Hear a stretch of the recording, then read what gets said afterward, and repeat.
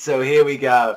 We get the origins, and I mean the origins of the One-Eyed Owl in this episode of Ghoul. And you guys might be a little bit shocked about the Ghoul's father, the One-Eyed Ghoul's father, and like, you know, everything that was going around in this episode. So this entire episode, like, Kaneki appeared in front of Yoshimura. It's like, I need to know everything. Like, you know, tell me about the One-Eyed Owl.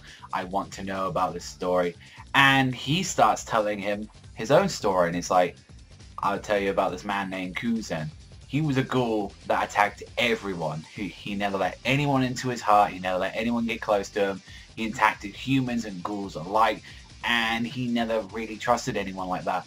And there was only one person that he ever opened up to, and it was a human girl who ran like in a coffee shop, and this is the only person he trusts. And this girl started, like, you know, getting feelings for him, and, you know, the two started, like, you know, falling in love, and actually these two had a child together. It's like, but one thing is that we've known for a certain, it's like, is it possible to born, like, you know, a human and a ghoul together?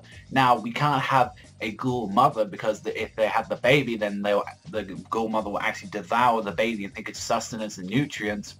However, it seems like impossible for also as well for a human mother, but yet this, out of all this, Kuzen's wife was the only one to actually have this child. And although the anime didn't show this, this is all from the manga as well. All I can say is that she actually started eating human flesh to provide nutrients for the child. She became a cannibal just so she could have this child with the man that she loves. And it was just such a powerful moment. It's like, you know, he was alone and he opened his heart to this woman, and, you know, he even, like, he was saying himself, it's like, I don't know why I let this woman into my heart, but it's just like, even when she found out that this man was a ghoul, she was just like, it's been hard for you being on this own, keeping the secret.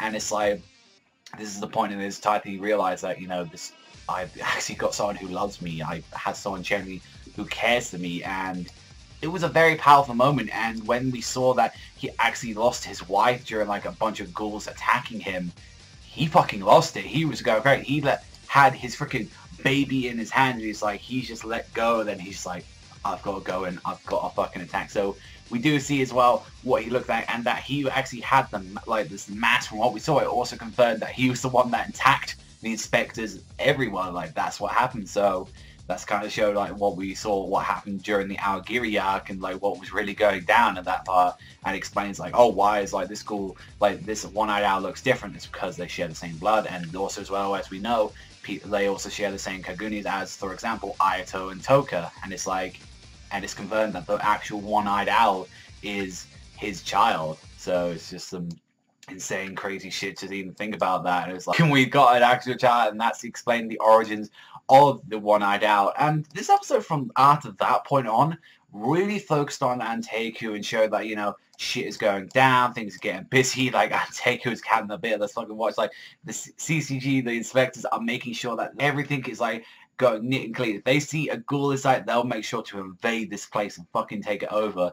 And we see from Toka as well, her perspective, saying, like, what's going to be happening with her, and College saying that she actually wants to open up a home coffee shop. And this kind of leads more, like, further into the manga as well, which I kind of like. This is what they're doing. They're getting more, like, development for Toka, since we really didn't see her more, like, right about the end of the manga, because it really did focus on Kaneki. And the only time we really saw Kaneki in this episode was at the start when he asked, like, the story. So when we saw this, it was kind of, like, very interesting that Toka did say she wanted to open up a coffee shop, and seeing, you know, what her friend wanted to do, and finding out that she was moving out of Anteiku alongside with Hinami. And it was kind of interesting to see that, you know, all of them getting along together, seeing, like, you know, having a fine time, and her finally leaving is kind of like, Yoshimura was like, I've got to protect these two girls. Like, he put up with, like I said, Yomo, you've got to protect them and all that, because he did know that there was going to be a big fucking war going on in Anteiku, and he's like, the only two to stay behind was the Red Ape, and another one of his, like,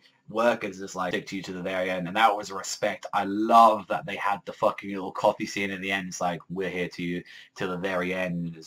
It was just a very satisfying moment. It's just like the music as well just came in perfectly. And even as well, when Shinohara had like a cup of coffee with him as well, it's like these two felt like that. Maybe these guys could have been friends if they actually, you know, wasn't Ghoul and humans. Like, these guys could have like bonded and all that. It feels like Shinohara feels a little bit bad. You know, it's kind of, I feel like it was his own way to say, get out, in a way. Like it felt like that to me. It's like, you can escape, you know, you just get out of here, and, you know, but I feel like that's one of his prides. Like, I have a few more, like, loose ends to tie up and all that, and he can't leave, and all his friends and all that saying, we're sticking to you to the very end. So, very interesting, kind of thought-provoking episode at the end and all that. So let me know in the comments down below what you thought about this and thought about the giant raid that's now about to happen in Nanteku. Very good setup episode. So give this one like a 7, 7.5 out of 10. Really did enjoy it. So, and a lot of the information that we did need happening for the setup for like the last couple of episodes. It's hard to believe that we've only got 4 left, only a month left to go, people. So